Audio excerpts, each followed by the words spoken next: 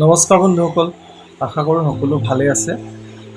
আজি আমি বেইলেবল আৰু নন বেইলেবল অফেন্সৰ বিষয়ে আলোচনা কৰিম। বেইলেবল অফেন্স আৰু নন বেইলেবল অফেন্সৰ বিষয়ে আলোচনা কৰাৰ আগতে আমি জানিব লাগিব যে অফেন্স মানে কি। অফেন্স বা দোষ মানে হ'ল এনেকুৱা ধৰণৰ কিছুমান কাম যিবোৰ কৰোঁতে আপুনি আইনৰ দ্বাৰা বাধাগ্ৰস্ত হ'ব পাৰে। কিন্তু আপুনি এটা কথা মন কৰিব যে যদি আপোনাৰ কামে বেলেগক ক্ষতিগ্ৰস্ত কৰিছে কিন্তু আপোনাৰ কাম আইনৰ দ্বাৰা বাধাগ্ৰস্ত নহয়, তেনে ক্ষেত্ৰত আপোনাৰ বিৰুদ্ধে কোনেও কোনো ধৰণৰ গোচৰ তৰিব নোৱাৰে।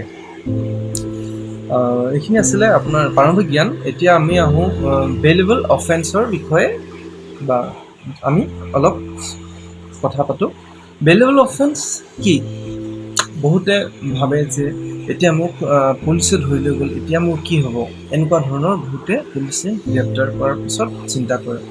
কিন্তু তেনে ক্ষেত্ৰত আপুনি জানিব লাগিব যে আপুনি কেনেকুৱা ধৰণৰ অপৰাধ বা অফেন্স কৰিছে। আপুনি যদিহে বেইলেবল অফেন্স কৰিছে, বেইলেবল অফেন্স মই আগতে কৈছোঁ জামিনযোগ্য অপৰাধ। যদিহে আপুনি বেইলেবল অফেন্স কৰিছে তেতিয়াহ'লে আপুনি বেইল পোৱাৰ বাবে সম্পূৰ্ণ যোগ্য। তাকো আপুনি থানাতে বেইল ল'ব পাৰে, অথবা আপুনি কোৰ্টত বা আদালতত নিৰ্ধাৰিত তাৰিখত আপুনি বেইল ল'ব পাৰিব। এনে ক্ষেত্ৰত পুলিচে যদি আপোনাক বেইল নিদি জোৰ জুলুম কৰি থানাত ভৰাই থয়, তেতিয়াহ'লে আপুনি তেনে পুলিচৰ বিৰুদ্ধে মাত মতাৰ আপোনাৰ সম্পূৰ্ণ অধিকাৰ থাকিব। আচ্ছা, এতিয়াতো বেইলেবল অফেন্সৰ বিষয়ে আপুনি গম পালে, কিন্তু আপুনি বেইলেবল অফেন্স কি আপুনি জানেনে? বেইলেবল অফেন্স হৈছে সেইবিলাক অফেন্স যিবিলাক অফেন্স আপোনাৰ যাৰ ওজন আপুনি গম পাব, যাৰ ওজন খুব বেছি নহয়, তেনে ক্ষেত্ৰত আপুনি বেইল লাভ কৰিব পাৰে। আৰু বা আপুনি চাব বেইলেবল অফেন্স বা বেইলেবল যোনবিলাক জামিনযোগ্য অপৰাধ, সেইবিলাকৰ আপোনাৰ কি হয়, যাৰ জেল 3 বছৰতকৈ বেছি নহয়।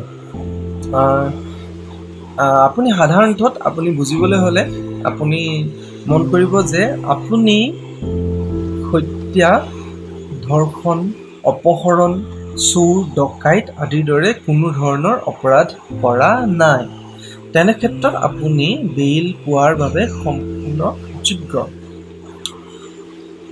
আশা কৰোঁ আপুনি বেইলেবল অফেন্সটো ভালদৰে বুজি পালে। এতিয়া আমি আহোঁ নন বেইলেবল অফেন্স, যোনটো আমি জামিনবিহীন অপৰাধ বুলি কওঁ। এতিয়া জামিনবিহীন অপৰাধ বুলিলে আপুনি কি বুজিব? নন বেইলেবল অফেন্স হৈছে এনেকুৱা ধৰণৰ অফেন্স বা অপৰাধ যিটো কৰিলে আপুনি জামিন আপোনাৰ অধিকাৰ হিচাপে দাবী কৰিব নোৱাৰে আৰু পুলিচে আপোনাক কোনো ৱাৰেণ্ট নিদিয়াকৈ গ্ৰেপ্তাৰ কৰি আদালতত হাজিৰ কৰাব পাৰে।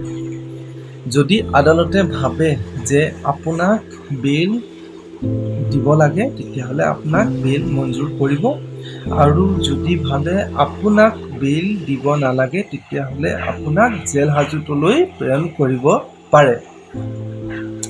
এইটো আদালতৰ ওপৰত সম্পূৰ্ণ নিৰ্ভৰ কৰিব। এনে ক্ষেত্ৰত আপুনি বেছিভাগ দেখা যায় যে পুলিচে নন বেইলেবল অফেন্সত বিশেষকৈ পুলিচ কাষ্টাডি বিচাৰে। আপুনি মন কৰিব যে পুলিচ কাষ্টাডিৰ ক্ষেত্ৰত আদালতে সাধাৰণতে 15 দিনতকৈ বেছি পুলিচ কাষ্টাডি নিদিয়ে। এতিয়া আপুনি জানিব লাগিব যে পুলিচ কাষ্টাডি কি। পুলিচ কাষ্টাডি বা আৰক্ষী জিম্মা মানে হৈছে যে আপোনাক যেতিয়া সোধা পোছাৰ বাবে পুলিচে নিজৰ লগত ৰাখিব বিচাৰিব, তেতিয়া আদালতে পুলিচক 15 দিনৰ জিম্মাত দিব। মানে 15 দিনৰ কাৰণে আপোনাৰ পুলিচৰ লগত থাকিব বা পুলিচৰ জিম্মাত থাকিব। এইটো হৈছে আপোনাৰ 15 দিনৰ এটা আৰক্ষীৰ জিম্মা। আশা কৰোঁ আপুনি নন বেলেবল কথা অলপ থুলমূলকৈ জানিব পাৰিলে। মই এতিয়া আপোনালোকক বেলেবল আৰু নন বেলেবল যোনবিলাক অপৰাধ আছে তাৰ ৰিলেটিভ ছেকশ্যনবিলাক মই স্ক্ৰীনৰ ওপৰত দি দিছোঁ। আপোনালোকে যদি ইয়াৰ বিষয়ে বিশদভাৱে আৰু জানিব বিচাৰে তেতিয়াহ'লে তাৰ ছেকশ্যনবিলাক আপোনালোকে কিতাপত বা গুগলত চাৰ্চ কৰিও আপোনালোকে তাৰ বিষয়ে বিশদভাৱে জানিব পাৰিব। আশা কৰোঁ ভিডিঅ'টো চাই আপোনালোকে অলপ হ'লেও উপকৃত হ'লে। ভিডিঅ'টো চোৱাৰ বাবে ধন্যবাদ।